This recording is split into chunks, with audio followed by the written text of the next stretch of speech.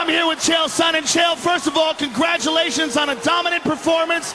You imposed your skill set. You did everything you wanted to do. How happy are you with your performance tonight? Anderson Silva, you absolutely suck.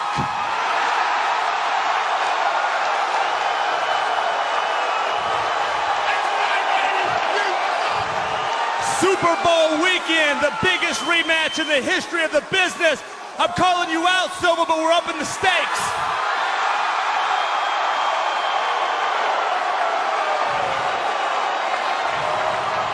I beat you. You leave the division. You beat me. I will leave the UFC forever. Chael Sonnen, ladies and gentlemen. As I said, this interview could be very interesting. He is the greatest in the world. All right, this is going to be a real interesting fight. I mean, John Jones. Why don't you shut up and listen up, and I'm going to tell you what's going to happen in this next week. When I get to the Soprano State, when I step off that plane in New Jersey, there's a new family in town, the Sonnen family, and I'm the new Don. I'm taking over that state, and the first thing I'm going to do is go to the speaks, the sit-downs, the social clubs, and I'm going to be handing out smacks to anybody that doesn't want to kiss the ring. And my first order of business is to beat the bejesus out of John Jones. And when I'm done, I'm going to go over to Johnny C's place on Union Street in Brooklyn, have a couple of vachettas, and give the guys of the other 5 families an opportunity to pay me tribute. And John Jones, you will be reminded the hard way of why you never piss off a gangster. Oh, and guys, one more thing.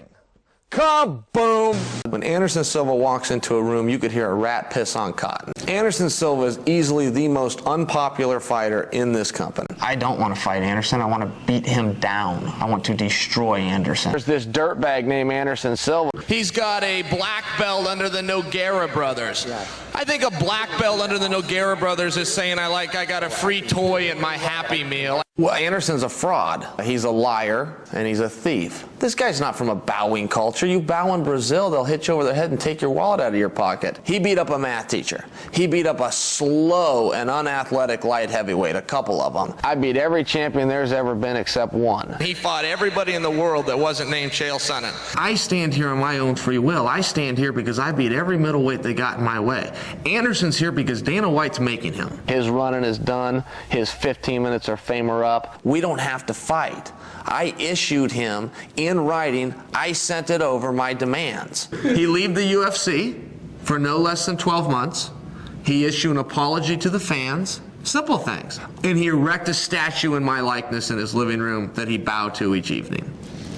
He didn't accept them. Who cares how he leaves? Just go. He's been threatening to go for a long time. Nobody cares. We're ready to see him leave. He's a nuisance. He's annoying, and he doesn't have any fans.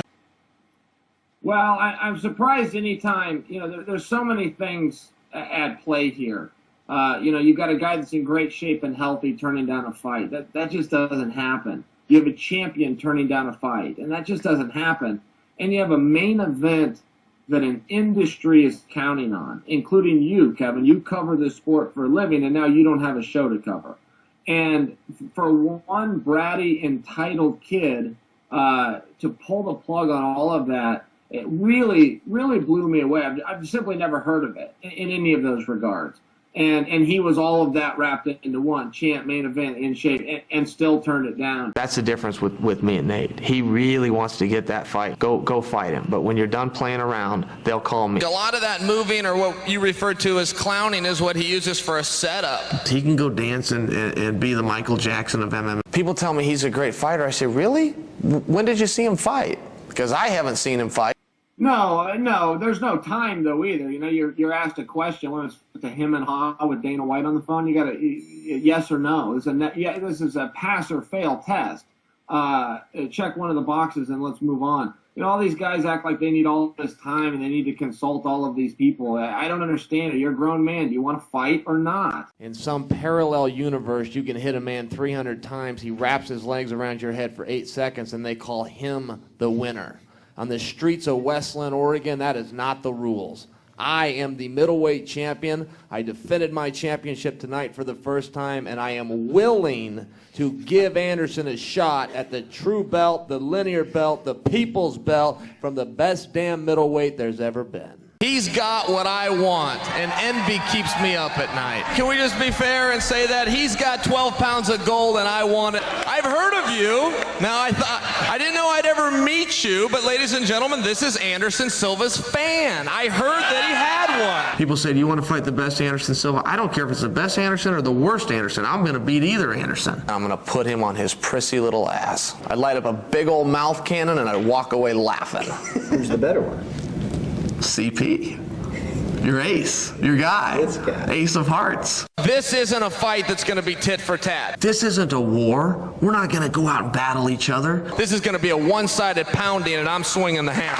I had a suspension, I got another suspension, and all the suspensions, all the red tape is in the past. It's all behind me. Does it feel as though a weight has been lifted off your shoulders here? If you're a professional athlete, you don't have the right to complain about anything.